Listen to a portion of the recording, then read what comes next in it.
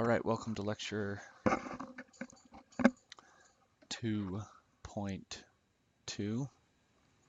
We're just going to talk about the periodic table today and get you ready for nomenclature coming up next time. So, just some terms we need to become familiar with. First off, and hopefully this works. Okay, so I would put these in your notes because we're going to use these terms a lot.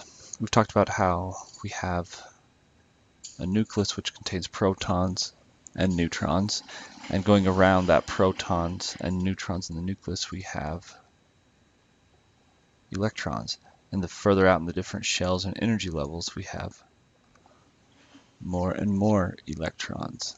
Sorry if you can't see that. Trying to adjust. Sorry for the technical delay. There we go. There, we're now in business. Now we're cooking. Okay, so we have a nucleus with protons and neutrons. We have an electron going around that. The electrons that are furthest away from the nucleus, that's what we call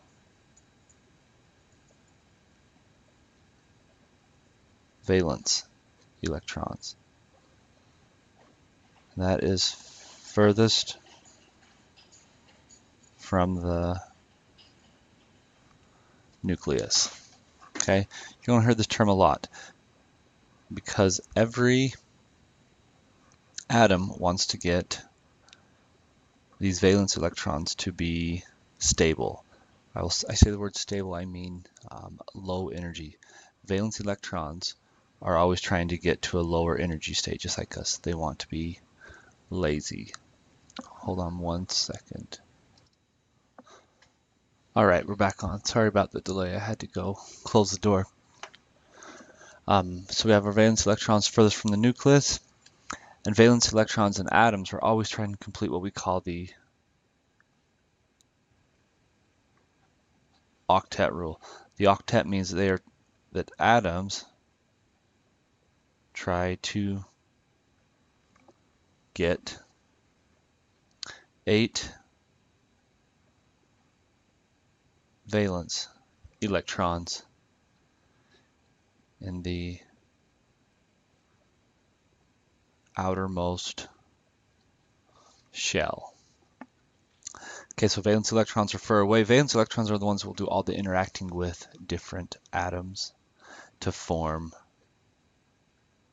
bonds. And we'll talk a whole lot more about bonds later as we continue throughout this little journey of chemistry. And when it has 8, we say that the valence electrons in the atoms are stable. All right. Now, so we have valence electrons and we have the octet rule. Okay. Another term that we need to be familiar with, we have ions. And this is a charged atom. If you remember, we talked about how that the atomic number tells us the number of protons an atom has. So let's say that we're dealing with the element magnesium. Okay. Okay, and so magnesium has an atomic number of 12. It has a mass number. We're just going to say 24 to keep things simple. Okay, this is our number of protons and electrons. This is the mass of protons and neutrons. Okay, so this is a neutral atom because it has the same number of positive and negatives. Okay, if we have 12 negatives and 12 positive, that makes it neutral. But atoms want to gain and throw around these electrons and share them and transfer them, so that's when they form ions. So an ion is a charged particle. It has either gained or lost electrons. Okay, Now with these couple terms, valence electrons, octet rule, and ions, we should be able to have a pretty good understanding of the periodic table. Okay, so let's look at that a little bit here, and then that'll get us started so we can start to make sense of things. Okay, so flipping over your periodic table. Okay, for those of you who not had chemistry before, this is how it works. On the periodic table, we're going to say we have family 1, family 2, or families and groups are the same thing. The groups run down, families run down. Okay, so beryllium, magnesium, calcium, Sr, Ba, and Ra are all in group 2 or family 2. Then it goes 3, 4, 5, 6, 7, 8, 9, 10, 11, 12, group 13, group 14, group 15, group 16, group 17, group 18. Okay, so those are the different groups or families. Now some questions and some periodic tables label this family 1, family 2, and they skip all these middle ones and they go family 3, family 4, family 5, family 6, family 7, family 8. And some will even use Roman numerals. We'll mainly stick with these two in here, and that should be fine for us. Okay, so families or groups, sorry, that's a giant hand you're just seeing there, you can't see anything else. Or groups go down. Okay.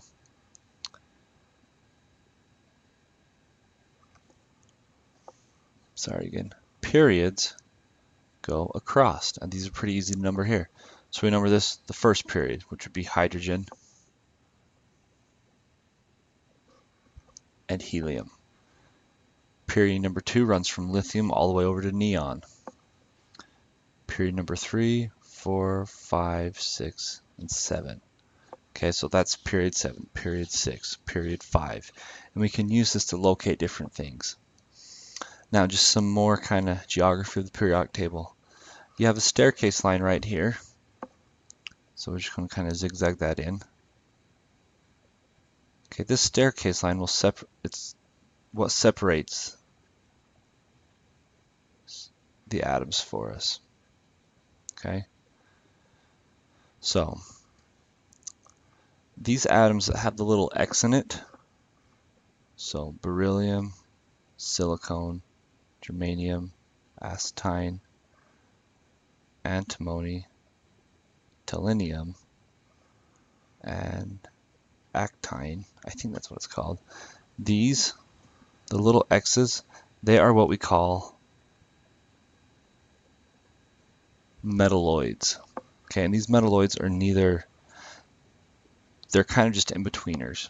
Okay, they have some properties of the nonmetals over here, and they have properties of the metals right here. Okay, so all the ones over here that do not have X's, so carbon, all these, all these, all these, and all these, this whole section, these are called the nonmetals. And everything going this way, all of these, except for hydrogen, these are the metals. So we have the metals, metalloids with the X's, and the nonmetals. Okay. Now,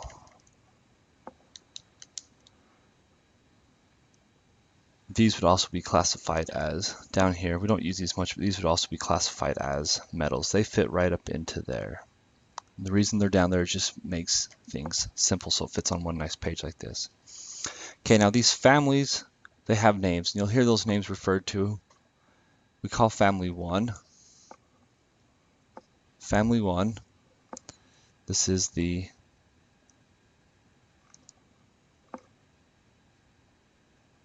alkali metals. A-L-K-A-L-I, alkali metals. These ones are called the alkaline earth metals. All of these, and this will be key for naming, these are called the transition elements. Okay, we skip clear over here, family 7. Family 7, these are called the halogens, and family 8 is the noble gas family.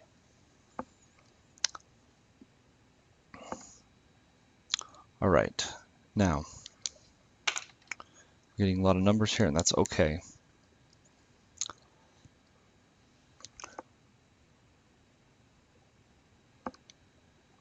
We now can say, thinking back to, okay, valence electrons are the electrons furthest away from the nucleus.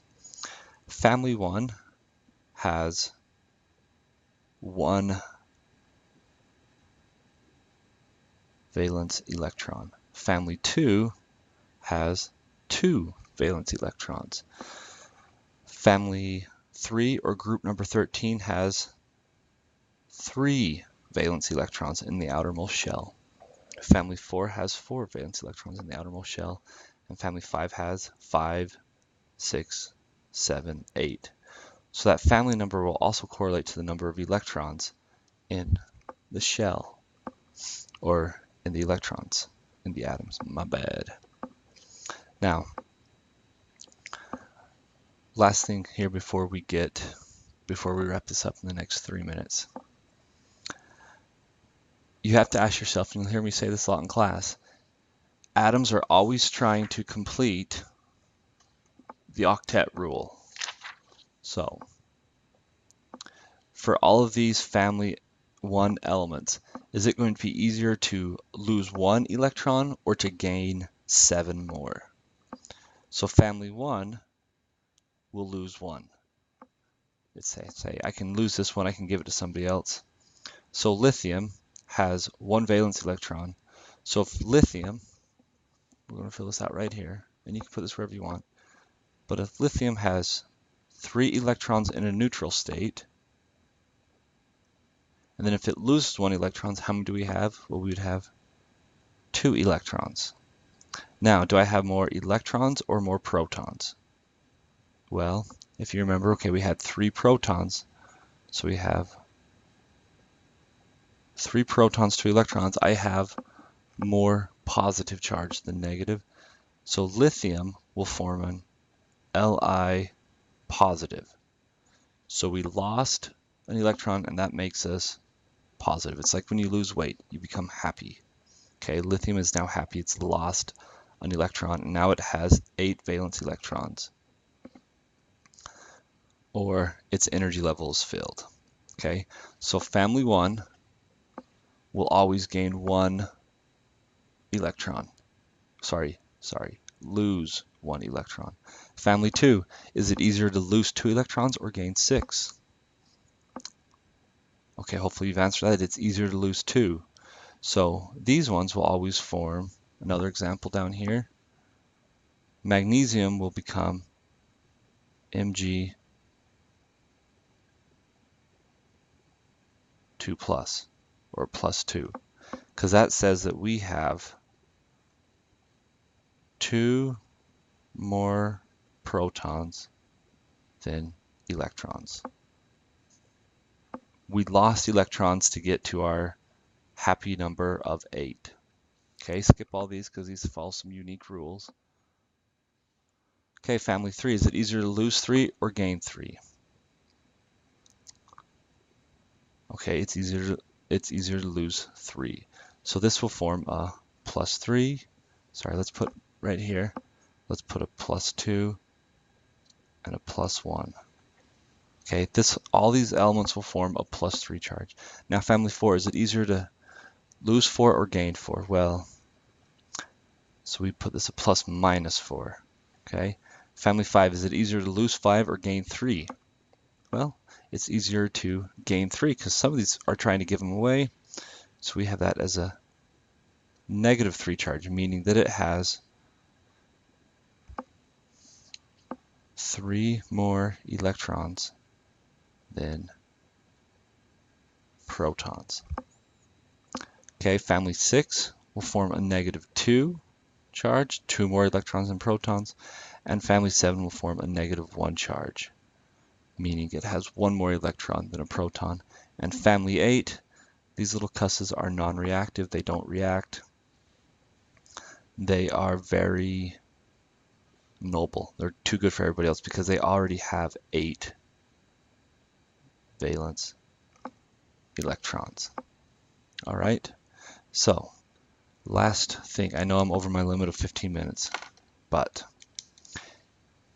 just right over here to the fast. Negatives we call anions. Positives we call cations. So positively charged anions are cations. Negatively charged, like an O2 negative or an O -2, these are anions. Okay, there's some terms for you. Hopefully that helps with the periodic table. We'll take these ions and start doing some nomenclature with that here on Monday. Hopefully you enjoy. Peace.